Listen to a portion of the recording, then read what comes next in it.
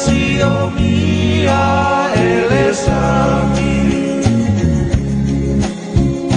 atu mangalanu lawawa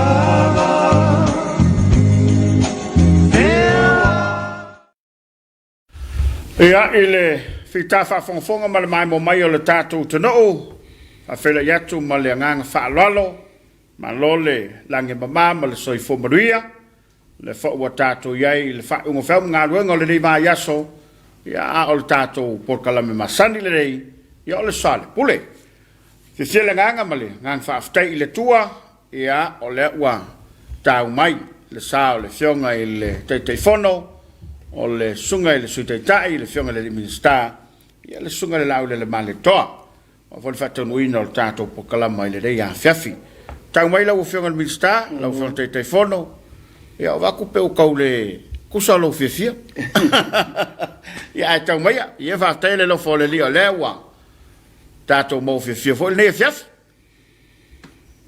ma lo lava te puala ia o te whatalo whatu i le nganga whanalo i le mai moanga Samoa nei fui tūlau le fiafi o wholo whatu ia ma whatalo whatu i le tūlanga lo ia i lau whasausaunga foi le mai mo mai ma le tapu i mai maota malawa ia le pa i o Samoa i ona tūlanga whalupe i ma malu whale tunuu ia ma malu whale tala le lei ia taina ne foi ma malu whale malo ia e Samoa i ona tūlanga o te tele i Samoa nei ia me se foi atunu mamau ia po felava mo mai el ta fataltenonga ta pola ia i ele tu le nei e fiafi wa tatou to e mo me foi ni lau lau ta ua tatou te feo fo i foi ma tatou fe lo i lungo peau lau te tele le ia ma lor se fo mo veta por ma lo ta mai lau feo ngai min sta ia po lau feo ngai te fono ia ma lo le lange mama fa after fo o tau so la fo ka o manga kurige ia fiaf yo e le nei lava e tau salo fo ele to e na tia ele ia lam fa fo i mal sila mai mo a tato tunu o le ia tau a ma fa ma di em fo ma di fo i tau lo mango le ia so e ala ele me fo tu le mai i le uso a fai pule me se foi le fiong al minister lango ia ai me se foi le vala au fafo se e pe o langona na le foi e tau le mawai foi se manatu ma se langona ia ai me se foi le langona foi o le tunu ona e le o se mata upu tatou te tau puleina le fina ngalo pa i o le tua mali la e pe o tatou manatu lava fa le tangata ia ma mo ngalofa ia e mafu ai pe na whangalon tā se mawhitanga sāle lei. Mane. Ui o lea, ia, whawhitai o lea wa tātou taunu o mai malemanui ai le. Nei tū la le fiafi. Alo whawhitai, ia, manatu o le a. O ia ile tā whasoa i se, tai mulimuliane. Ia, ona o tūlanga waipe o le whionga i le minstalango lango. Ia, o le minstalango lango la mutanga ruenga. Ai, o le a tātou whanga solo i niso ma tāupu o a whatūlanga mo tātou po kalamane fiafi la uwhionga, ia. O mai saunoanga le tūlanga wa iaile, whamai tono so tātou tudou, ia me se foi o le sila mai ale malo, ia ma se sila mamao le tā penanga le vang whaupwhai, ia wa lava le malu pui o so tātou tudou, ia me se o le taum whailava ina ia, awane i eise soifua e mau le nei whamai malanga whalalo, Mawhitaita poala mai tau atu o nei le tai ao lena mai il tātou li poti muli o tātou tūla lata i le valpselau i tū mua nei a o le fo i e mai tau atu o le fo i e whapopoi fo i le numela o salawhai mai o le tūlanga lava ia pe o fo i tāti mai fo i le asolulu ta poala o le taritonunga lava ma le whamoe o le tātou lima fatasi lea. Moi lam. Wa le ia se me tasi e mafai ona fatula i se tulanga e fofo la me ai ia ma pipi ia ma le tulanga o le tau fai titia o le pepesi. E le tula i fatasi o le tunu. Au mai tawina ina iaso nei sa tatou loka ato toai. Ai pe o le solua ia solulu. so lua lea na tatala o mai e tātou whataunga ma mea, mata me le varu tae ao e tau nuu i le lua le fiafi. Ion tātou palolo e lole le so tofi. Io e whapena na whaasolo ai le mtaupu. Ia le lau tātou o mai le aso tofi, ia asa whareile. Le ewa tātou i le asa whareile. Ia mai o langona nā i le maitau atu. Petu nai le whainga o tū la whono o le tātou wawao. Ia ono le mea le e tatau lawan tātou mate i tū le talatalaina ona o le wala upa ia le atua i nisi fo i o le pa ia mana malu o le tātou atanu. Ia o te lola o tai au fo i lea e whapena fo i on tueftu na i lea tūlanga. Ma e peo no whai atu tapu ala o i ale mafu anga o le fo i sa tele i fo i whautuanga e ma le whaitionga le malo. O le sa tatara noa i fo i le sfale le po le ale manatu le malo. I tūlanga o le vavao e te tauna wha e tete le teimiri nei a o lea e malo si le pepesi. Ia ai lua ai tu o le whamatalanga. E whai fo i o le tātou manatu i leisi tu au tu atu. E te le fo na fianga pela mea la ia. O le maeso le te atu nei tu e whaatanga mai alwhai ngā malanga o a fwoi o wa ai e o isa wa i e whaasana a veni tangata. Ia le soruru la le stofi talu e lean te nei na toi ta tala i lava le maingo tangata. O no malanga o e o i whala velavi i New Zealand. Ma malanga le au tawa. Tangata fwoi tatu ngā whai teimi. Ia, o tae au fwoi la. O lo iai ia ngase inisi fwoi o lau whengalunga pa ia le tua. O lo whamoy moe malanga le solu. O le la sau. Au tae au le wa. Le a fwoi lana wha o el tal sanga i le whiunga le teitei whono le New York. Ia, se isi silane langa e toe paula o le avanoa e mawhai e nei tangata ia e poloka i sawai. Ia matulanga o le mawhaino mai na ia maua le wa lelelea. Ia. Ono singa ma. Ia o tulanga la ia lena manatu a ia mea ane o tatala. Ia, moilam. Sa manatu fo i e whaise fufuanga ono le whamoe moe o le fono le parmene. O fo lesa tau pule o le solua vo le saunei baso fo. O nono wingo. E te tau fwoi na awe se whatananga o le nāmta upu o nei e mai tau ina pe to o lima to ono i a sui mamalu le mauta o laisa la whai. E pela o nai vai liwi a lesa mamafa i aile le fufuanga o le whainga o tapu ma le whainga o vavao. Ina ia mawhai pena tātou minoi. At the same time we lockdown. O le taimi fo na le tātou te ilo ai o lo mawhai pena manava ma talatala. Ina ia mawhai pena tātou wanga i luma. Al wha malo singa lava ia tapuala o le whamai. Oilam. E peia o tātou upu masani. O lea wa sa noa lava le tō tele o lātou na la bevea. E meise lava ia tātou ainga ia tunu mamau. O le tele le na o le feedback le mai. Ua peise mea fo lea ua pasi ma lātou le whamai.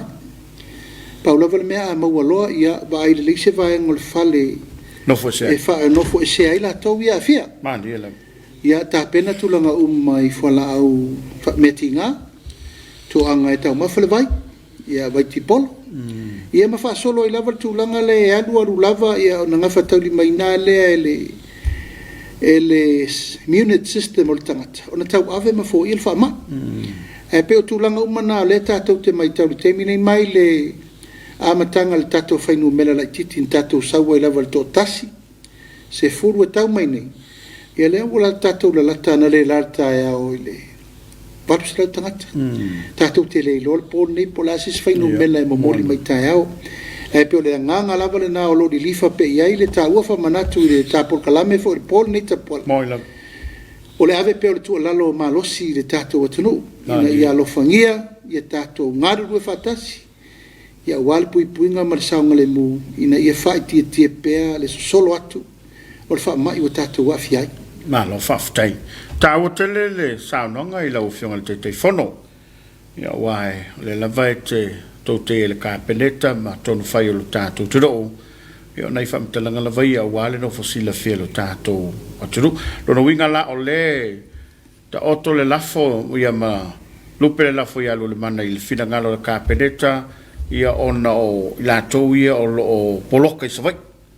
ai ai vai nga tau ai tau ona na oi la tu la vai tau na vai fa mo mo te bene ia ole tulanga na lawa ili mo le fionga te fono ma tu foi le fai ana suise mesi vanga na wa tu fet polo inga ia mo la ma tulanga la na pe fono fai le polo inga le na ave na fai no tanga tai no le last Friday ia le na fai foi no mai le va le na ve ta to lo wa pa wa no va le fai no o va ave o lo ma so u sai ia le lau fati ti mai mala malanga to tele le au na longa fa vai tempi ia manisi malanga ini sila ile va lele le mo fa la vela ve fa la inga o man fa tulanga ma mo foi na fai la to va noi va lele ai per tulanga na o le ala va me tu la mai le tempi ia ma fetu na ia male upua ma sani vo le tapua la e tato te o to fa ata mai ma to fa poto ia e tala ia ai a fai la tato te anga e fai le mele o tau fi mamau ia o tau fi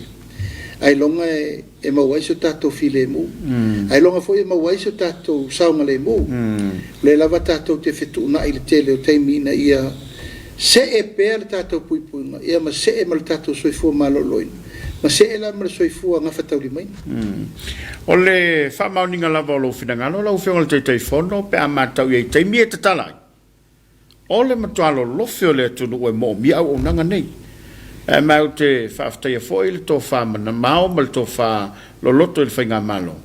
Ia wai pe ana moni ia au lau saunanga le soluru. O mea na tātou mata i tūmaia. Ia pena tutupu i le lockdown momua. Le lai whaatonu whola wai le tātou wha moi moi. Ia na pauale vaenga te puala. O le tātsanga i le atunu ina ia usta ia. Ia. Ia le mea lava le nei o le tarifofonga.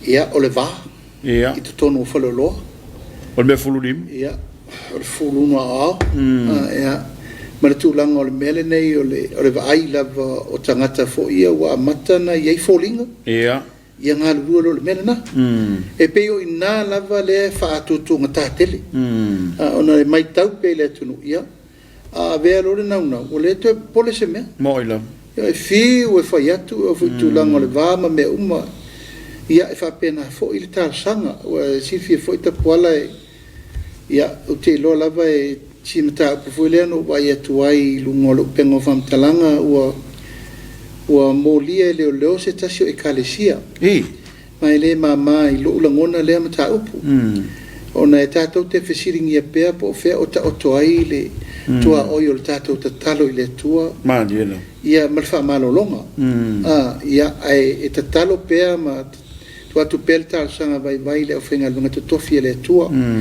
te manatu lava e leise si o tatou te le manatu mamafa i lo tatou te le tonunga fale kalesia o lo soifua le tua e ule mana ma le malosi o malava o ia foi irfa malo longa mo tatou umalava peita iane o no tapu ma me umai tulanga fafo mai o lo mai e pertu alalo ina ia o tatou muli ta ia pertu langa o le fa maoninga ia matulanga o sa o le tulafono o le tātou vavao ia e mamuri ai foi vai maru i puenga pe fa pe o le whaiunga le wa mai e le whamsinonga inisi foi o e kalesia o no le tūlanga o le naunau pēa le tūlanga o le tātou te tonu ia o le mota tāpua i o le tua i maua le whamalo longa mo tātou ia na ona wha o lolo ma au lava ia matala sanga le nganga wha aloalo whawhenga inga uma mai kalesia te tele tonu si le fia le tua o tātou manatu malangona ina nei meane o whapeane ia aiwa le tilo le malo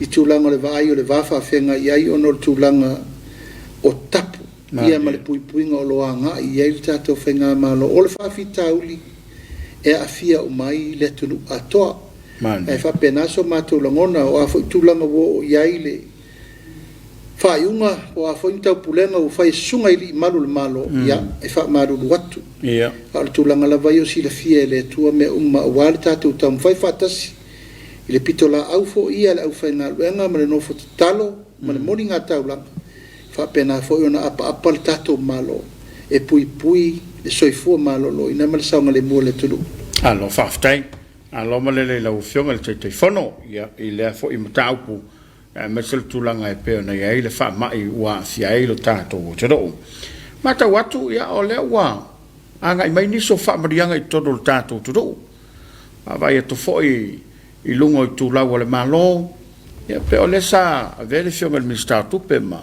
su il malo ma ka peneta talialo il foi il malo Australia ya se le ta wai foi le va vai atu ya mane vo ya o isa una ngalo fionga te telefone pe ole o pala si ko mal ka ole ka ko ke o bien so son ia e ma eu foi le hang le leo le tua nei voi fa mo na longo ina ai le fionga le minister tu per fontanga al capeneta na le la ia no le a wai le amatanga o no le fala bela bu tupu le fionga le minister lango no to ese ai ia na sin taimia no wai o fa no I lo o ese ia le o mo le mawina le fia fili nei ia wa saini alo ia ma fo I mai le malo Australia le lua se fulu miliona ia Australia o lo no vinga fa tu per me le latte le 5 miliona tala Samoa ia e feso so ani lava I tulanga mo le tato pui ngol Komiti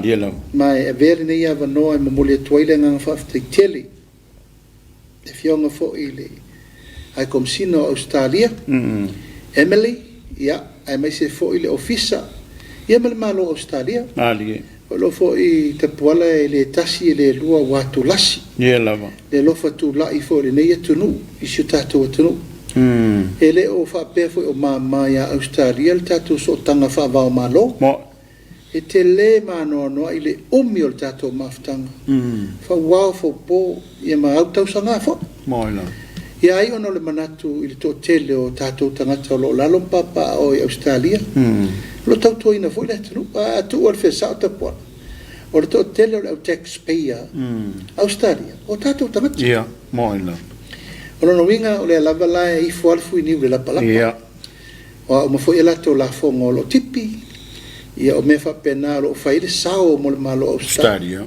ia o le lava e amana ia Australia tato fa mo ia mo le nganga na mo modi ai pe le nganga fa tele ile tele mo le no ia mai se le taimine nei mai se le taimine nei ta o le tato te tapu ni puni ia sila nei le afia e le la titi e le la titi ta po tato malo ile te tongi ina o tangata au fa nga luenga ato le fala po tonga tu mo oti ia mai se la fa pisinisi private e le la titi la afia nga mo tato ia e fa ftai la vo le lava e mau mai se leni la ta 5 miliona e tala Australia Samoa 2 miliona tala Australia le ana sai nei le fionga le minister tupe le fionga ya mulipola ya ana rosa ale molio e ana sai ni la fia finei ma le nganga fa ftai le na ma le tupe io te manatu la te le lava sona sao ta ua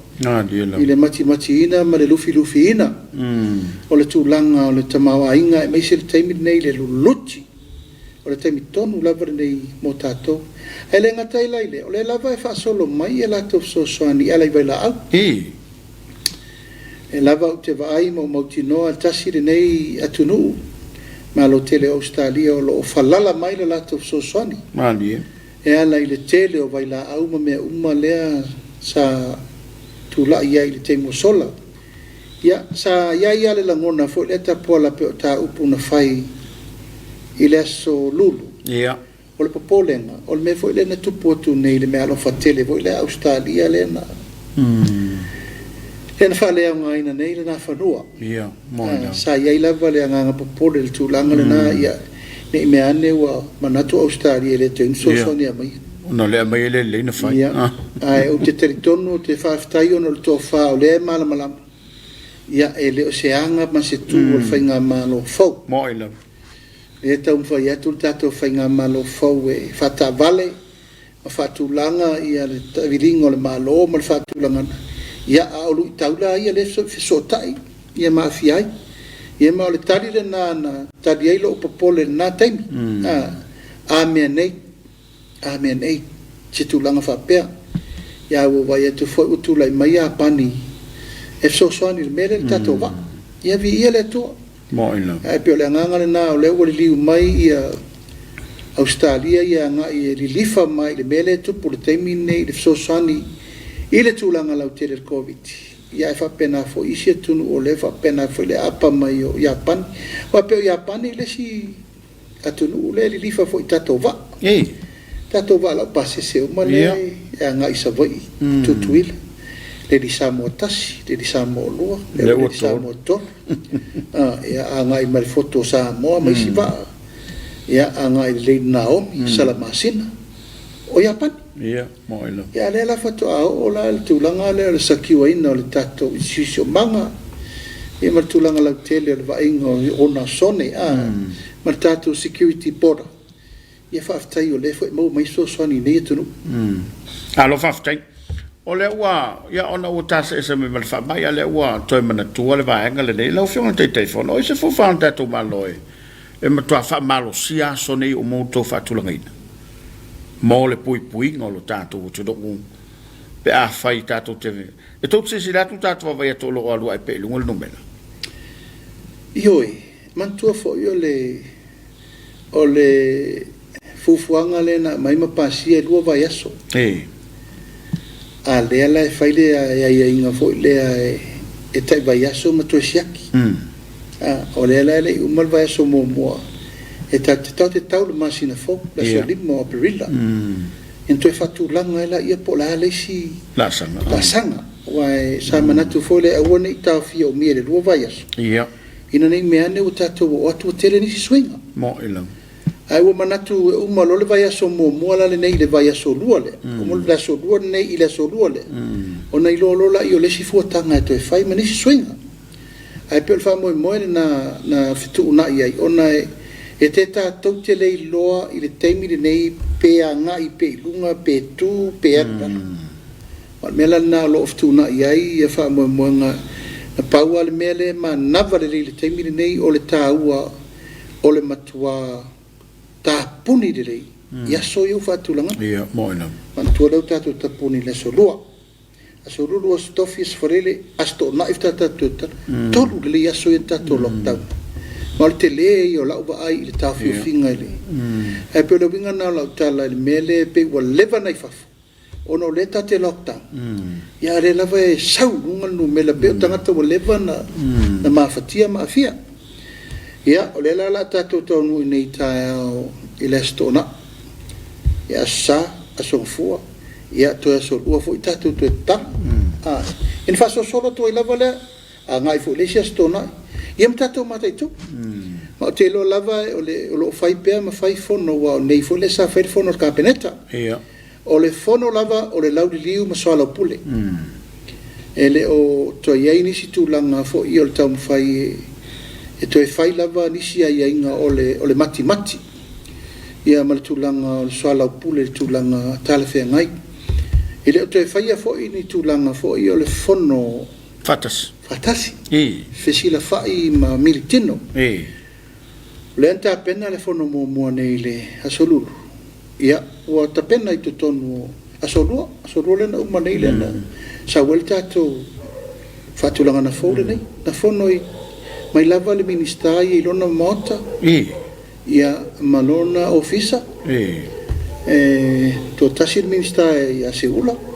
La fono mai salafai. Ia a to tele ministai. Ia ua fono i la to ofisa au ia no tele no me fale. E mi fa pena le mafo le puipuinga le ufai. Ia matua i mauti noa lava ia mua pui ia tato uma. Ia ma le mea lava la leo le fai lava ma tapena ia le tūlanga o siaki mo taita ia le malo. Ai mai se fwena o whenga luenga le malo, le mena taua. Awa e ama mailo ia e taitai ma e de mua au. Ia no manaturo leu whaintanga luenga. Ai peo le nganga le na e fai ia ma tilo ma taitu. Po le alisi la sanga e tau to e fai. Malo faftai. E wasa el por kala mele tanga luenga o tinam tamata upe utoi. Ono le tau tele o le nei taimi le pui ngol fa mai. Sa ele por kala mele nga email tanga luenga o tinam tamata i ma tal sanga fo ile pole malwani foi pole. Ina if so sanila le tanga luenga leo. Awai le o tai ona lava tato leo. Ile vanga fo ile le mata tu ino to tonu lava lo toi fale. E se vuole tau le vanga pe So sani mai le malo. O le tulanga le nā la ua whaasolo. O lo itu malo ta puala. E le asesi no uwala au iei. O wala umala vai suiti nā, ma suita mā, suita tamaitai, ma sui le nuu. Ia, ma o apo i fo i sa o le nuu, ma whalo polu tuua. A mole mole. E a ngā i le tātou nuu e lango lango, le lau ina mai o tamaiti. Le la sa whaasolo lau. Mole tuila. E pau ale o la tapu ale vave. Ma e le afia fo i tu malo uma se tala. O le to tele lava o tatou nu uma fionga. Ia pau le au la vave. O le longo le sui le nu uma le sui tamaita. E pito sili na vave e tahua. Sa uno ai fo i le a fionga i le palmia. E mesi fo i le fionga i le minister o tinama tamaita. E mo moli mai le fe aule na e fa nga tatou sui le nu. A mai se tatou sui tamaita i wa le tele vave le na so tainga. Ia ma le mea lava lea o le matei tu. E mai uma le fai nu mela o e wa uma na fai tui. Ma e wa uma le tui tasi, tui lua, tui toro ma whapena na polo kalame. Ia toi wha ngā solo atu le wha solo ngō tatou e tui. Alai lo le fai nu mela. E ave sao i le fai nu mela mo tui e toi wha popo. E pe o le ngangala na e tau ai fo ilo fina ngalo. E te tau lava o na wha o ngā le pule mamalu ali in fai pule. Ia ma wha o ngā masui o le nuu, ia masui tamaitai o nuu. Fai ngō fia ngā luenga. Ma lo whaftai. Tai whaftai lo fina ngalo lau sunga lau le mani. Toa. Ia, o le mata apula valea i le contempt of court po le whae unga le whaamasinonga i le wha le mingao i le whaamasinonga. Sa avelau saunanga i lo tātou tutuko i le solulu. Ma mata ona tala le whalau le afuanga na lai ona manatu lau o fionga e me se lava le taitai. Le fionga le tamaitai pāle mia. Ia ua te tau ona fai se le lenga o nei mea uma. Ia e pei o toi awe i ele maa fau i mea na tutupu. Ai mai se le ngā ruenga fai a lau fai ngā ruenga satula i atu ma. Pia o le ua utou whila ngā loe. Se fai se ai o le ngā ruenga lau fai ngā. Pea, i lau lewa wa i atu. Ai mai se o lo utou manatu i le atu nu umala latou. E wa pe o le tau sainis. Ia e se fo i le anganga le o toi utou whila ngā loe. Nei teimi lau fionga le te teifon. Ia, tapuala e le mawhai so tā manatu tō lua nau tā uana whaamalia ina ia le mawhala ma le lau te leo whina ngalo fo i whaali o le tunu. Ma e sangatonu ale tangata i e lona whina ngalo. E lei fo i sangatonu ia tā ua tā te pao ina i fo i whina ngalo le pa ia malu o le tunu. O le fo ina umana tā wha manatu mta wha malulu ia le tūlanga fo ina tā oto i ai le feelinga ma le talitonunga ia po ai amata mea. O tūlanga le nā. Tātou tō manatu lava Samoa ma le tātou savalinga tātou sawa ia. O lea ua uma le la tausanga tapuala. Moi lang. O lea la savali le afon ni tausanga o whaasolo pea me i alu. Tūlanga lava o whetena ingo manatu malangona whaamsinonga o finaunga o whaalinga o finangalo e ale le tula fono. Ia ale manatu lava ia ma le finangalo le vaenga wha whai. E le i whaingo fie. Te puala e tuli vai pea i le au ma le po i te mai whai le ana pongi. Asferele, asolua, asongafua, asolulu, asongafua, asolulu, asferele o vai aso. On ta upu alea. Po ai fo la mea le tau. Mandela. E la ngona le nganga mawhanawhana fo i ma le nganga mata i tū o na eleni whai unga e whaingo fio na whai. Mandela. Iai fo le taritonunga fo le tapuala e ai sea le au ngā e tea e le olo ai tupu aini pe whea. Moila. Ia ai o lo pule lo loto ai mawai file mu mal saunga le mu o le mesiri le nā. Mandela. Ia na tō manatu ale tapuala i le tele o le whetena inga ma mea o mai le taimi ni tapuala o le lava e tātou te tau fōfō. Manatu fō i malangona o le atunu e whai fō i o le au langolango o le meitu. Ia le au langolango fō le laitu. E pea o la upu lena u whai atu tapuala mua lava. O le taimi e while mua i tai o le malo. O le taimi fō i nai while mua i Samoa. O le taimi mātou te o mai e whai le leinga whamaoni. Ona I lo lea. O ia ma walfile mo le tunu. Lango ina mata mele pisa. Mo ilo. Na ala ona bebesi le au lango le lai tu, ma le nei tu, ona. O le fite na io manatu malangona ile tau sa ilingo le malo. Ile tau fa tu win o le malo. Ia ma le tau fa file mu win o le whainga malo. O le la utu la inei le whainga malo. Ma ua tau lau o le wha moe na tini tau wao iai. Ia mai se foi na tau sini o ia le wha moe. O la le sila sanga la tau tato titiro i. Le mo ye. Ia ona manatu a le I whaingu fie sa mato titiro foi ma vava ai le tūlanga po fe ma wele to. I le tūlanga la vai a whaata mau aingo le tunu. Te poala a whaita te o e le mele sai e umal tau sanga nei i leima sita tō me minoi. Siringi e per whainu mela ma le tau whaata tianga e ofo ia le whaatoanga o whainu mela o lef siringia. Whaamsinonga tau tina lefe siringia. Ia o le whaua tūla inisio tūlanga I tangi whaolu ma tangi awe te tonu ma me whapena o le nei lava tūvo I mo tūla whonu. I tūlanga la I whalta mau a ingoa taunta to ti tiro pulale si aua le e anga I lupa whenga mano. Awa e le tasi se whaafitau o le tātou te moli mauina e meise. O le luluti o le wha mai le wo mai mo tātou e ta tauna ave umai e. Whaamomo. Le whaamomo ma le maa losi a tō le malo. E tauna wabai e. Diena. E rela wasi sina mai ni mele utupu. Lua aso whainga luenga. Lua aso e tatala I le tunu. Ai le whainga luenga. Nā le tatala ngai whai whaataunga ma mamoni mea. A se upuru ngā luenga e whai le malo. E se mea. Le ai ma se mea tasi. Ai toto? E oi. Ia, le la wasi sila nei le. Le tapuninga le alu te min nei. Totongi tangata whainga luenga. Totongi le au fai pisinisi tu ma otia la tu tangata. Le ai se me o ta vale le tamau aingo le tunu. Po loka le tamau ainga maua e masani o na maua le tunu e le fafta wing. E masta to me mau. E o voila le tu langa foi le tapo la tato o lo mai fafo. Ia. Vatu I fafo ma le mai tonu te le a fai. Ia o le memo mua na le tu langa o le tamau ainga o le tunu o le mfai. Le la sa vali le lua tausanga nau whaamsinonga mene e. Lua tausanga? Toi tausanga le tōl pai. Mo ila. Tato le lifa mai le tu whaalenga nu. Tapuala ia. Talo whae le masofa o le whaa. Ia ma le manunu o le to au ma le taape. Mo ila. O le mamalu ma le pa ia masani o Samoa. Ono upu e whela fwa.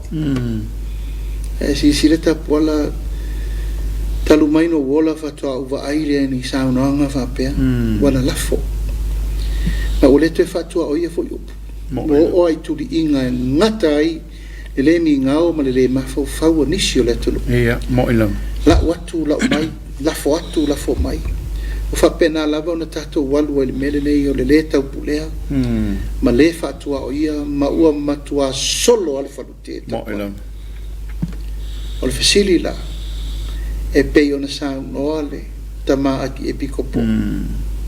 O fea ainga. O fea tama. O fea whale upolo tofi. O fea o iei Samoa. Fea tū mōma pule. Ioi, fea tū mōma pule. Ale nei la. E pe o la una mau le tu alalo fo ina na walvolusia ia o le fau I se fina ngalo furifuri la au mafa ia le fionga ile.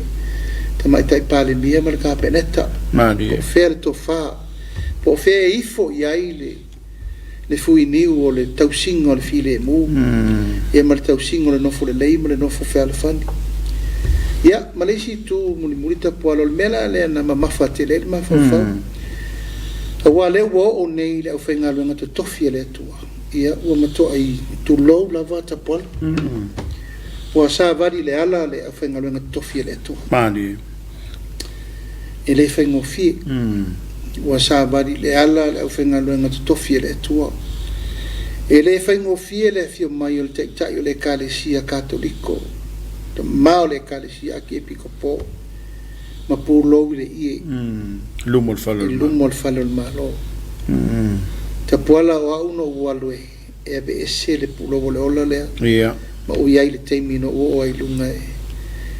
ne i mea le wo utuai e le lopo ai tua i le mea le sau whatangata se malai o le ifo lau whainga luenga to tofi e le tua e le sau whatangata sesi e tua i le mea le tunu e le whaingo fie o ma voina sa noa ma averti ma inga le tama aki e piko po i le lafo i tu mo ila o te tau o na seu sila ma fai se le leinga ma fai se teu teunga mo le tunu ato ovo i tia fau ia na si sila e po ai mai e le fo to tuli ai le au whainga lua ale tu ai tai sava vali atu ta mao le kalesia le au le malo tu iau tau fai se fofo la mea le tau ia ele i mamau atu nei ta puala ia na fio mai ai le ainga taulangi o mai fo i tole i o le ola e tia fau ono upo fo malafu ta puala na o se tangata e le iai sona alofa ia Samoa na te leva ai meia na o se tangata e le o se Samoa uliuli na te le tilo le i mea ia ma e le whaingofie e whaingofie ale tangata ia e moi lo io e tangata foi le manatu mamafa e pauale mea ato e whailtau i masui ato o pe whao ol mea tatai pe inifo le tulafono ma tulanga wha pena e ese le langona wha le tangata ese fo le langona wha le tua io e pe lava o le tau sinionga ma le tau mwhai tatai mai le mo le ala le wha maoninga ma le savaringa o le ala le tulafono mo ila ia ai e le si tulafono na e tātou te manatu mamafa iai o le tulafono silia le tua mo tātou mo il sa ma oina e le mawhaila na whātua stusali ai tulafono o laro nei ia ma le mele o mamoli mai langa le o mamoli mai lau whainga luenga tofi e le tua o tau pulea oina na matua i tawhai le fina ngalo ioe au tātou ilo umale me tupu ia ona langona i lea e mai le lofa e whai mafusi o whea ngainga na osi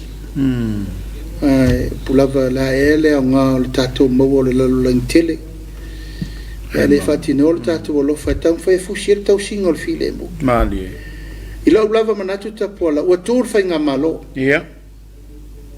o le whai ngā malo whirifilia Samoa o na whirifilia Samoa o ta upu masani fo i tapuala ana le fina ngalo le atua tupu le mele nei e le tupu a fai lao le fa ui mai le fina ngalo le atua i le awala e fai e le tau singa le file mo ma fo i ai le fe ai nai le fe misa ai ma le mea le alu taimile nei o ai le fo le meta mua e amata mea sa fa pito fionga te mai tai pāne mia sui pāne mia ma le kapeneta e amata mea le fonga fetalai ma sui ma malu mo le pāne ona i lolo e sau mai maunga manuia o le ma le tunu a se sia mei tu atu e le mawhai a wai fi le mulo matou teitai i le mele wanu ia o le alau tatou vai ei o lava lea i lo utel tununga o lava lea le wa mai le unga o Faamisionare o whamaunia me uma na bebesi ai o whamaunia me uma na whai ai upu i le lafo i tu o le pulenga o le malo tātou mai le pola le si au wala tātou te tiro tātou te anga e mo le lumana lai sila le atua ma le tangata a le anganga na o ia te au tapuala ina wa saule unga le whapea le atuai i aua i a bea i mātou nei o le whatuatua i le atua sa ma o tasi e whai mawha o sala tuu le whainga o whai unga ma le me tuu i ele tangata o soli tulafono i lumo le Faamisionare ma lana whai unga o le ala na whai unga i whai pule le Faamisionare o le afo i le taunu unga i taunu i ai le tangata o tau salaina sila le atua whai e le atua lon whai unga ai wala ngona le langona whapena e me fo nei tula e batua i pea e le umalava wala i le tātou ainga langolango umalava i le lalulangi atoa o te whaololo ma au pea ma batu pea vai maru i puenga Me se foi lautou mai tau ma lautou tilo o lautou na sila mai fafo atu. Mo. O le mea leo tatou o tau ave ai nei le tatou whainga ma lo firfiri. E tau ave le tunu. Dia na. Au le tau nu unga o le mea le matou te sau fafa iei ile a asa. Ia. O le tau mo whai whatu langa. Mea uma, mo le file mu. Ai mai se le sau ngā le mu o Samoa. E fetu na i whamuni au. E te mata i tu i ota umo minoi ese. Ina ne i se whai unga whai. Mo ina. Ona le fifile i a matou. E palasi li mo le tunu. E pe lava o matou upu ta poala. E le whaamalia ina umafo i fina ngalo i se au nanga ma se tautua. Ai o le tarito nunga ta poala. O tangata e moni le lofa i le vainga whao whai. La tona la to te fatutua ina le me wanga i ele to fa. Dia na. Ale fionga le tamai tai parimia. Sui parimia marka peneta. Ia taina ne fo i le fionga le fonga fetalai. Sui fonga fetalai. Ia mare pale mene o Samoa. O le lau tele le nata poa. O le mea lea o te manatu e te tauna toso iai. A mai le tatou wha mua le taimire nei le lave ina o le olo le atunu. I le wha ma. A mai le tatou wha mua le lave ina e tatou te le lopa o fefa i le taua le wha Ukraine ma o Lucia. Tatou te le loa tua o patatua o mena. Po le ala e fianga e taa vidi ai le fele leigu o le tau mea le tamao a ingo le tunu. Ai a mai vaenga ese tatou te o e li teimire nei. E mo tatou mata i tua atina e le tunu. Malaysia me siri tapuala. I la nofo ma lo uva ai teimine o tatou vavao. O lo teimi ma le tua. Mo ila. E ese le tau o le mene na. E te nofo pea mai tau. I lo vevesi le fast food valu tu la yaso uma. A ua maua le lao le lei. I teimi o le vaveao ma teimi masani. Wa ele te usua i le ngaluenga wa e whaasanga i le maota ma fale ma me uma. Ma e wala au i le tu malopo ala topo a uma me isi me whaatu la fon. Ia ma le tele o le wala au mai e le tunu. E mana mea soa. Mo ina. Ai pe o le tusi nai tu ta ua tele i a te au mala mai tauta poa le lockdown le. O le teimi o le tatou toe whaatonga i le tua. Pa tatou whalatalata i le li. Po fele sa wale whi au mo tatou. Ia pe o leo te lenga le na mea le tate. Anga i el ta longa le fiafi. Le sa vaenga taua la u fionga le teitai fono le. E o peo na tō mana tu iei le u lango le whaatutui. O le ngō le vaenga whaukufai. Ia ma ana pongi e whangasol. A whaila le tani leo le ana pongi o la le. Pe a fua iei. Le ue sauno iei le u fionga le teitai fono.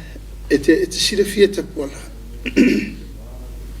Whawhetai le tua i le tatou anawa lea. Maalia lama. O te whatu tapuala o mea umalava na tatou tū manu malo o ai. Ma whaali mai ia wheau, ia ma whaalinga mo le tatou ai. Ngo teima wana poki. Maalia lama. O mea na tatou tū manu malo o mai ai, mai ungo whamsinonga. Ma mea sa tutupu. E whaali mai lava, a leo la songofua. O lasfarili. Lasfarili. O taimi o le whaatonga. Mo ila. Ua wha maupine i nai lunga o upenga o whaamtalanga, ale upenga o whaamtalanga o le whaatutua i le tua Samoa tasi, ia malau, upenga o whaamtalanga. Le whaatu maui nai o momolingo anapongi o aso nei e lua. I le tala whaasoropito le amataina o le whaatutua i le tua Samoa tasi, e o le whaavang. Mo ila. Ma le fatu le nau tapena. Maalia. Ia, le lana o mai nei, wha maupopo mai lo male asolulu, wa afia mai ai mal tatou fono talo masan. E o mai ai uma le au whainga aluenga to tofi le malo. E tatou te o mai tatou te militino lo molinga. E pe o le anganga le nata puala o i, o lo uleta tonunga, o lo foi le langona mai le, e le suia mai le sefo, e le tau tinonga mai le amatanga. Maalia. O i foi na wha vai ai lava le wha atuina, ma le whaingoina o le whaatuatua. Ma le anga i tātou te maua mao manua malo. O le tātou teriton. O whaatuatua o le teriton. E tāsi si mea, si le sila la o le taimine. Na o le atua tātou te maua, le tali ma le file e mu. Maftianga i tātou te iai. Tele o tātou whamsinonga, tele o lui tau, tele whawhitau, tele whinau. Ia, ma mei o tūla e mai le wha mai le nei tātou whenai. ele aisa si me na le tua tau tato o i tali o mene malo whaftai alo tano i lau whiong te linga whiolongo lava i le whaafonga maua so tato tuno o ia wai o le mata nofo lato mai monga ai moni au lau sao no lau sunga lau le mali to tai mea file muai tai ia u whapefoi o na manino le ngai pulea e vese nei lo tato o tuno ia o le ua tu malo ia le whionga i le minstana o lango na urfale mai lo vai atu wa sui mai ia o lau fonga le refiafi o lo le leia ia o lo ia ilo mafatianga o no le foi salwa ngalu hue ma lua tautua e lau mtanga luenga ia ma ia lo finangalo ia wa leu fate ia umala vatato ia fa after o le mata watu sa e fio ina wa long tala wa tu malo le ia tapuala e o mai lava te mini o lo tau fai pe folfolo mali le fate ia ia o lo tau fai fo i mafau i le tūlanga fo i le e momoli ai le fe au fa lo toteli mali ela ia ma le fe au fa mafana i le fale tua ma le no fo alo vai o tu waso fa penita pola tatou te to mana tu i po fe o ta o tonu ai ia le tatou fai ngā malanga. Mali. Wa en tatou tau pule e se tala no fai nanafi. Tala no fia ia ma tatou tala noa i por kalame o le aso le nei. Mali ela. Pero no fai tu tapu alo le aso nei le aso le anapongi. A leo tu malo i vaile. O le winga na lau tala fai tu iei mea tu tupu. Ia. I fai ngā malanga. A waso anei. O le walau pa ia la le atua tapuala, ua o le whatu saina o se aso e te tau o na iei se mea whapea o se whale tono. O no manatu lava malangona nga i le mafutanga le tupu o le whapea. A o le talitonunga lava ia o tato waso, ia ma le tato wola, o umana ta pena i le atua le tato taimi. Moila. Le isi si o tato te iloa pe tato te silafia. A ia ia whaalingo leo langa e ta milo mai lava ia tau manga ma mea e o lo le situation na e o lo le taimina ta pona longo no lo mafan fana e ele me le na mafoi na tupul me le mandi le va bea ona le lana nan tu foi o lo ipo so ma fu ma po so really ia o te tape na ina le tu unga i lungo pe mo fam talanga le tato fono le fono talo por tato lotu le la pongi. O nei le vaveo, fato asui ai le si graphic. Graphic fau o le. O le whaatinonga o fofonga, ia ma le whaasolonga o le si leo le tangata e whaia le. E whaia le fono tatalo. E whaia le lotu o le anapoki. E la psalpe tale le tolu nei le tae au. A tau nua tolu mena e te au vai atu. O le pe mele sa masani na a o sa wela le ata o le fionga voi le lia o ia masina lupe kesi o tu mai le to ko luxe te le ai talanga o sui le formation o le background e se ala na no tilo tua o pe e tu langa voi masani ata to pe se falinga ia failo ya la vai fa penalo tangata ta pola pintata le nofo inicio temi o te tautala i upu matala i ai ale mele na e ai le musumusunga i lo uketununga i oe. Na umono fale mo mafau i le swing o le graphics le wasau mo le aso le talo le anapongi mo le faina lotu. Au nei le tae au wa ta pena wa ona nafi sa matala noa i foi mo le uso. E ta pena nei? E uso i tai la na fono le ato komiti e na saurole fai le mato debriefing o maua o mama le fionga e fui mono tito o le mato mtanga luenga mato o mai fai le mato briefing o songa fua uma e fai le mato briefing o las farele uma pa fai urwa yaso e fai fai mato briefing mati aita o lumanga o nga luenga ia ma nei fo la na tu e fai le fono le kapinete le tali fa o te inni e vili mai el telefoni o te tira to lan telefoni la vili mai e o tangata sua te tau sa via O le tangata e sua te rau whapea, po la foi le mele la wha mai e te au te le eru kapenet. Nā tau seki atua o mea kapenet. Au tango tu le telefoni. Talofa. Au whalongo tu e sere le o le tangata le e sauno le telefoni. Ia, na wha mai lauli. Whato lauli lea, o ai le sauno. Au whalongo tu loa ua motu le talanoa mai. Au whalongo tu a mata na tangi le tangata le lungo le telefoni. A te ilo uwha mela na upi a te au. Ia lauli. O lewa uvili atu. Ua maliu vaele. Eo, tapuala e... Ia, ana tau mana vatele ama tau tau fiofi moto e fesidetu. Se to e wha mai tasi a lautala. O lewa uvili atu. O vaele ua maliu. Fatu na maliu ana fea. Ia wha mai o nei ia e le vatele atu na latu e wha malu e alue. Ta pena lato fono i tau. Ia. A le o te i mai wha me lau a watu tal falma. Ia. E le i maua se langona le leil nā teimi ta puala o na o le whate ia. E le i toa le lei fo i mawhau na pa walmena o manatu ai o lo ulongo le fionga le tektai. Lango lewa i lunga uma i le mātou screen o le kapeneta o lewa ta pena le fono o le kapeneta.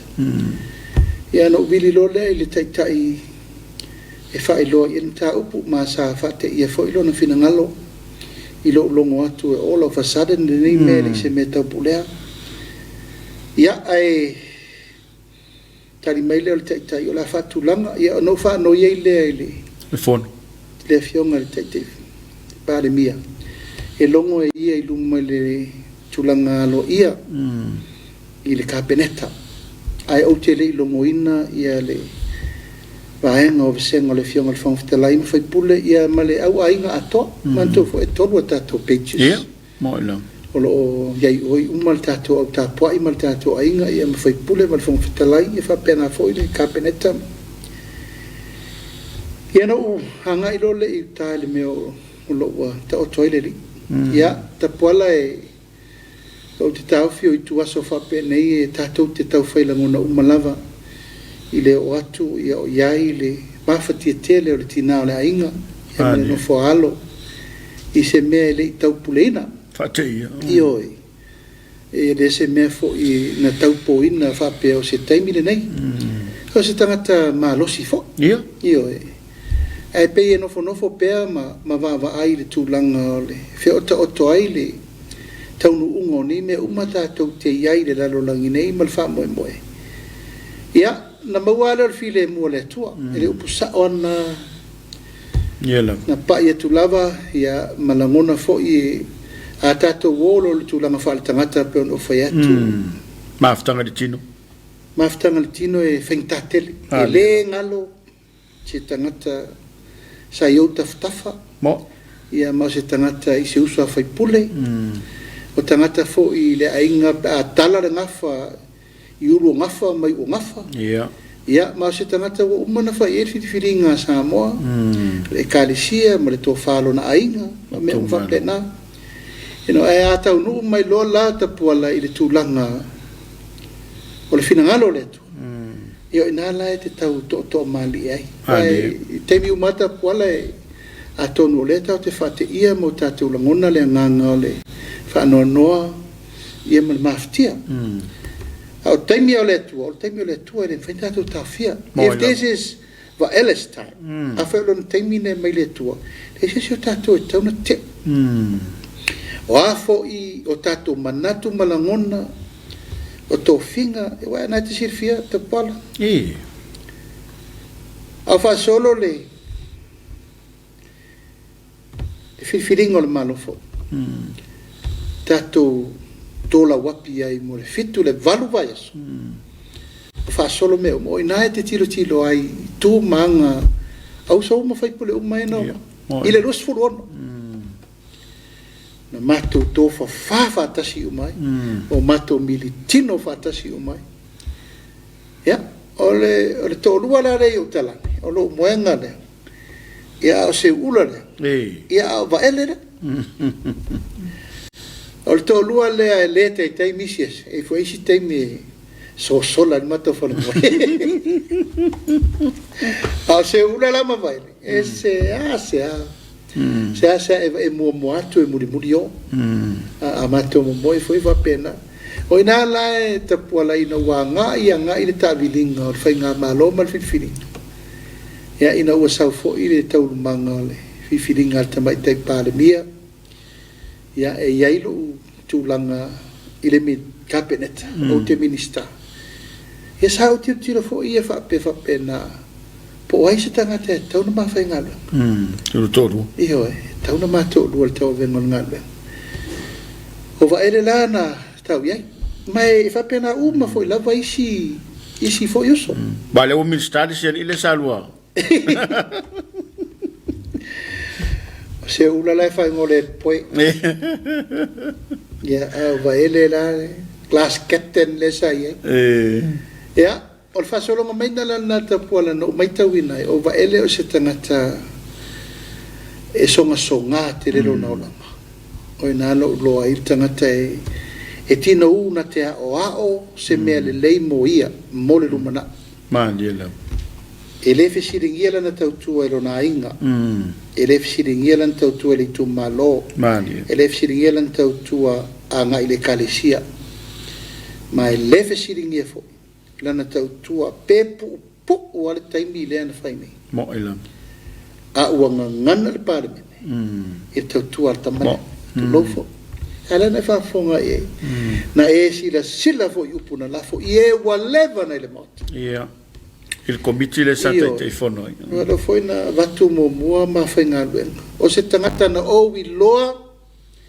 le tau nu nga tau nu yai le tu inga tangata le pe asa o le tu o lalo ma le ala fu e fa mo e o le na mena le sa fai na matua ai o nga ia ma ya va ele tu langa e tau na sabadi ai ile ngalwe io tapena ia mo lesi la sanga vai tapola tele tu mo per cabinet ele tu mo foi lo malosi e ia fai mai al tu langa sa o la vai fa solo mo le mana e te va ai e si tamata ia fa to au mai tu ton o inaia na ia lo fa fai lele ia a puti ma mai fa so ai le me le wa lo ai nei duas fu to su to sanga taluna sa fa parliament o va ele na tangata sa tele la fa soi ma ave yena na fa fonga ai taulu mango se ma tau pulengo se ma mtanga ya o le luluti o tau faingo mtanga luen o fa sa walu o le estetos o la tau feula ma le estetos alu te sa fa ai o le poda le estetos e te lipoti ma e so ani la fainga luen ma le lipoti yen alu le stam fai mai foi ana li poti ma me un tau fainga o le fa mo e moli eu sa no le a fionga tamai tai par me piki vai le fai mo tai fono o tupe ta pola o le tu langa le ele so ona pikia e se tangata fatu al watu ile parme tau na lua pe tolu no fo inga fatu am faina sa fa il committee aina over ai malo taliton na tu alalo mai fo ile fio ngal mai tai pare mir cabinet mai yo inai ma over ai e yai lo na malo si anga fale tama ai nga fale tanga tama le malo fale tu ala ye ona sunga vo le lia so sa o ia fo ia tele no tapa ia pe a tau le fai lotu mai le sila o tato for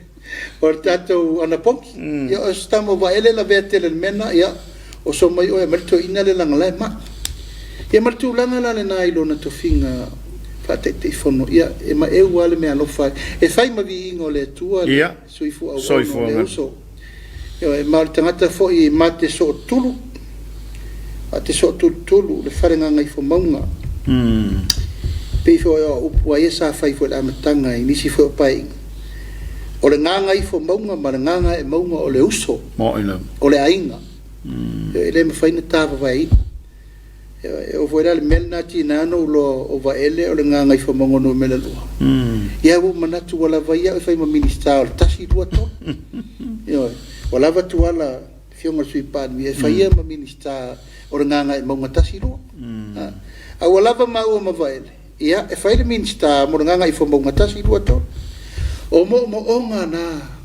tapuala. Mani ela. Na te nau iai ia male tali tununga o se tangata ia o ngā tele. Mani. I le tu malo ma o ngā tele mole mtanga lunga. Ai mai sia al parmen. Elena vai nei o to ta sanga al parmen. E to mai sia o minister lango ina uma mai le. Penga palot. Ona wo manatu. Tu mai le vengol mamtanga lunga e te o le mafa de mtanga lunga. Tu mai ma wala ma le fionga ia fui mono tito. Ya. Pa ia foi le ai nga sa fenui vao ma le la tutam. Mateo mai ma we par mam tau. E fa avano mo na tim. Mo tai pan. Ono komiti vo ile ngalu ai. Wo o lo le e le te tau ona to e lo ngia ni si me langa ta pena ngol budget le la faini. E le sta mai budget o lo budget a to le van fa.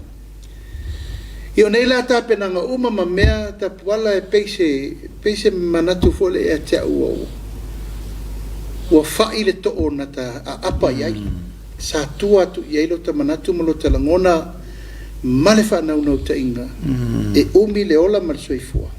E ta wa verga venga lo fatin. Ma diela. Pero no fa tu elegio ma to nei na tu la ya matal va fa tu fa maunga. Oila. E matou temi o mai a le tau pulenga, ma le palpalenga, o lato uma ie mua mai le lato soifua ma ngai ma le parliament. Ma lato uma lava o lea soifua le temi, o le tu sili na. Ma e avea fo, o le lo uma e lato uma o le fata taitasi no fo inga. Lato te lo le leia le tulanga al faa so fo le uso ma me uma. Ia, ma le mafutanga lava e le mafaina ngalo i temi uma pe a mafutai. Masa matou talaso fo ile so ile lente ne io cha ta un fai fo tala noa i fai ni sfufo ia tangata e fi alo na ngona jebi o tele ro por arme la e tota mai e petu la se fa pena e pe e ula e ti aconto in e pe alo fo matou tala fai atu ei se wa muti se o vai tu pe o tau le style o tali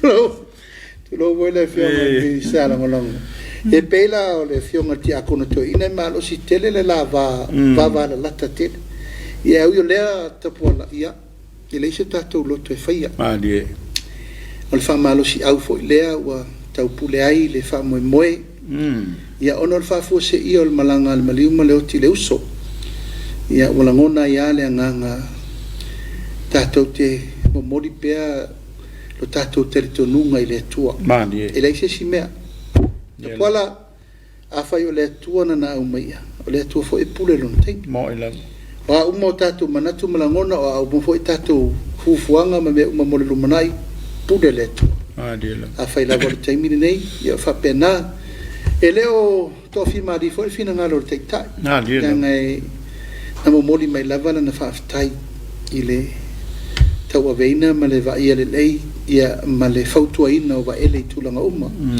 sa no mai ai o le fiafia taiao i tulai ono ia o le awhaiisa mātou sa uninga whale ainga i lungo o penga o whamtalanga tu whatasi o mai le awhainga la inga atoa e moli ai se sa uninga lotu whapitoa me leo mawhaina mātou whale atu whale maliu ma mea e amatai lo mātou vale lofa tai au ta leono ia e whaise mātou sauninga lotu masan ia ole nei a inga tapuala e uma tofio e karisia mo ina e uma to tele o sunga i ria ao ia to tele fo i sunga i whailaunga ia to tele fo i sunga i ria ao isi e karisia o molo fa pena ma ua tau puleise mātou fa moe ta ua tai au ina ia mauai se fesota inga vāvala lata ia matau pule o loo tāria pēa si ona fatua ia male nofo alo e tau pule por kalame ia po fea fo i ave pe ile ave noa e fati tofi mali o la tofi ngalo nei teng ia ma ave po i fa ma fanvananga ina ia nofo fale lo la tofi ngalo le vala au fa fo se e pe la vo upuai e momoli tapuala o le atua na au mai o le atua fo ina te ave se ina mtato ma lo faftai ma lo sau no tai fo ile sau no fa ma fana la u fionga minister ia a tono voi o la ofionga le tangata silio na vavala lata ia lua maftanga male fionga li fai pule na upale mai wa te la taimi e a se fu lo office ia e te lua kalu e so tuli la va wale tau tua ina le tanga venga male tulu ia fa malo atu ia o manato no tatu taimi fatu la ngaina la ofionga le tai fono ia mana ia ne lau tai au foi to te tala le tala le tatu tapu mai le valu le lua ia mana ia le nei ava noa fa fonga lo tatu tudo ia ono le tatu te mata i tu lava tu lango le fama au le ava no nei au ni a pius le ava no tai ia fa staita pala fai u se tala o le langia o la lotava ma le fale tangaloa ia o le lalia lava le finao ia na se ia pa ia valepu ma masina fiafi o le pa ia mawalunga wale fio ainga sa pesta ia no fo mtua ia tu umalo na falenga fulu ma le fale lima o alona ia ma le pa ia ele fale tol su mai fo i toi le mfua mausoli ia tama pa fio foi mono le usoli ia tapa au o le fale safune ia tainane le fale fao sa maunga pa ia fa tau to fo ia wale to fa wali la tai fo i lau to fa tum ta vai lau ftelenga pa ia aua o le na i tu wala ese pa ia la inga sa fa ese le mamalu le nofo tu a inga fa lo polo sa fune ia la tai fo i le su mai o le tanga lo su la tai lau to fa tu la fale ma tau lo niu la tai lau to lua sa lo apu ka per malu ia te o sa fune ma le malu fal tanga loa pa ia fo ia wala fio fanuali ia la tai le fa le fa sa usi pa ia fo ia o finao wale fio le mtua ia le bea fio ai tupu le tu ma to o finao ta lo fa le wala ngia ona ua solo ta ape papa ta fele tau ofe ta tiu le matangi tonga ina nga solo ao wale tu ua le malo me tama fa sau wale nganga e fa maunga o me la lua wa lolongo ai tia fau le uleo le fa vau wa le wa fa ise tasio poutu toa o le mota fa manusina ai le to fa wa inga mala tu tama tama mo la to inga le usonga tu mo mapule i tu au mala tawa inga i le tai ma le vaa o fonti o moe ai matangi ma ua tabiri vingia matangi tonga ina le whainga malanga le pāne mene i fwoi vai tau o no le wala aulia whaafosei o le uso o le sa whiritanga ngai ai le to wha Samoa sama se mango whili se tau tai se poto a wale wala wino le whainga malo whiriwhiria. I e tau a veina le tunu. Vea nei tu lai mo le tuai, le wha mai senga. I le whale tua, mati mai vasa, ma le whanau. No whaalo, paolo, mangafa. Sau sema, wale pa ia le aingali. I e tainane le pa ia whatao te oto. O paolo mangafa e sau sema, wale tu ua le malo. Ele fionga ele ministra lango tainane foi le paia o na tuta fai toa mo na so tanga e maluai a wasa moa male atu folasa e matou te momoli e tuai e ngangol fa mai senga ia male fa malo si au i loto paia ma loto mamalu ia ono le bala u paia fa fose o le fionga le ministra lango e ala ile fa la velave fa fose o le neyaso ma tau te taofi lava o lo soifua le tua. Nā te sila fia me umma le tātou sabalinga. Nā te sila fia fo i me umma lava o lo tātou wola mai le aso na tātou wifo mai le ele nei. Fia tātou tau nuu mai i le aso toe wala awa i le tua peila o le aso. Ia, muli atu le mātou wha malu si au, whailu leo. E whai mafonga tau moli o le fionga le tiktak. Fionga le te maitai pāle mia. E fionga le sui pāle mia, le mamalu o le kāpeneta. ia tainane le fio le fionga le o fonga fetalai ia fa pe fo I le fionga le sui fonga fetalai sui mamalu umma le parlemene a pe fo le tapo inga le fionga le mamalu le malo mal masiofo tainane le fionga le sui o le fono le sui tofia male faletua tainane le tu vai o le famsinonga le fionga le famsin sili tainane pelesteno famsinonga mali imata maita I le famsinonga o I tu aso fa penei matou te momoli atuai la matou fa malo si au mar fa mafanfananga masani ona o le walau pa ia le atua o le tatou te ritununga e iai le tu aso e tofu lava tatou mo le taimi na ona SS a iai lava le tu aso tatou te o umai le saulanga o saunia le atua mo tatou o le ola le fa vau o patuai le fa maisenga il nei tu la laso ia lo tatou ainga o le fatu atua I le atua sa mo utasi ia e le faingofie le asa saina o le savalinga le tatou ainga tau te o e tau ave le tunu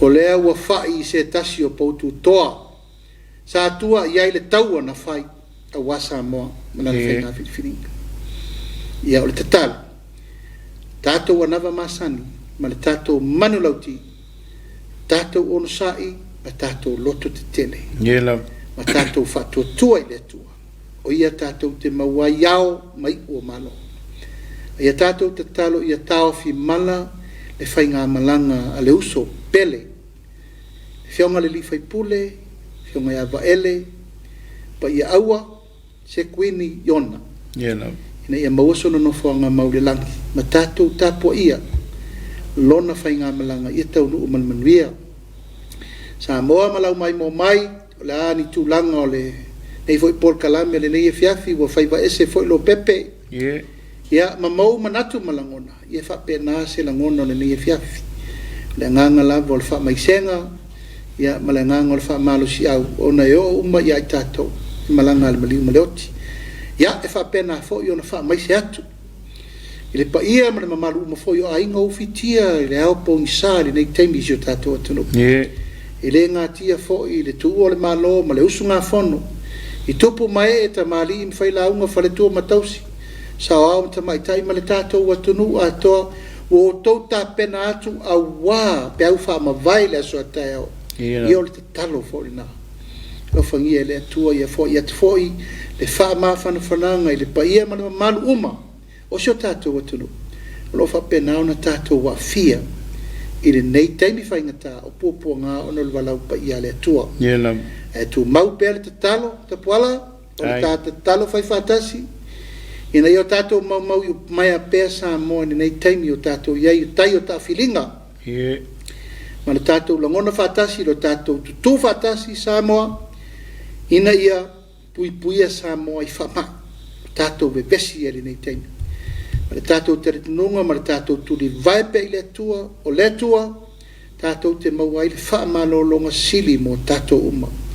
Ma le tātou te renonga, o tātou te retununga o I o le fōmai o fōmai. E tātou te suru whai ai teimi o pōpua ngā. Tātou tālo si e fo I le atua, whaalawe lawe o lo tutupu mai atunu te tere o le rarolangi, wai te tele tā whenga e serfutia vai singan. Ai tau alunga e tau sili ia e tinga ina le lau tele o le rarolangi a fia toa im Samoa. Ia, manu tele ina le nei e fiapi Samoa I lau whaafonga mai, tātou tuli matai le aso atai ao, ia mfufonga uma, tau tua nā, furuma mau a ao, whai tete le tātou wā, wa ai lau mea tarifofonga, ia manga I e pui lava lau si o manga. Wa le talitonunga masani, o lou file mu, ma lou saunga le mu, ma lou soifua ma lolo ina I lio wa ao lava Samoa. Le isesi, o le tatalo le na, le wa e sila mai, wa mata ngase le ufai ngā luenga, ngase malu le malo, a e tātou tutu whatasi, e tau ave whatasi le tātou ngā luenga, ina ia hae manuia, la tātou tausingi ona o whainei, o le treatment, a e maise le Soalepule ina, o le file mu ma le saunga le mu ai mai se soifo malo rino si tātou atanu tātou walo lofa tele atu ma Emmanuel nei e fiafi fa soifo ia ma Emmanuel Malo te noa, malo le sao noa i la ufionga le te fono le tunu ue. Ia o le na ua tu papa le tau taisa fasau. Ia ua le to fafaeva, ia e momoli atu. Ia ma ua taunu ai upo e whaile te maitai atu a ua tala leo malie. E le ngata lau tau whaafonga mai o sa mātou foi whaalongolongo. Ia le sao noanga le fionga le te fono. E le ngata ina whaamaise le tu malo, ia whapefoi ainga. Ia e maise se tua lalo le tātou tudou. Ia o tātou lofi ai le whaamai e pei ona tapisa ai le lalo langi le reiteimi. Ia ua tau lunga le tātou pukalama o le Soalepule. Tātou tue whela i fo i le solulu nā vā yaso. Whaafta i atu i lau fionga le te fono. I le whaavano ino lau teimi. Mana tu lava e tele o tiute mau whaiva. Ia ai le mamai lau fionga le tāpo inga le tudou. Ia e mesel whaataunu ino le tātou pol kalame. Whaafta i atu le Accord Chemicals. Mo le lango ino le tātou kalama i po o asolulu maaso whareile. Manu te leina lau whaasau saunga Samoa. Stay safe. Manu ia le po whaaftai. Tō whaasifua. Saifua ia. Malo.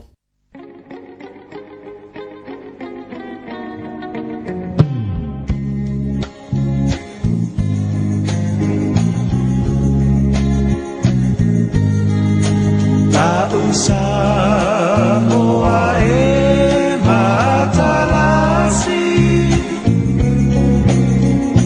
Ua sio mia e le sami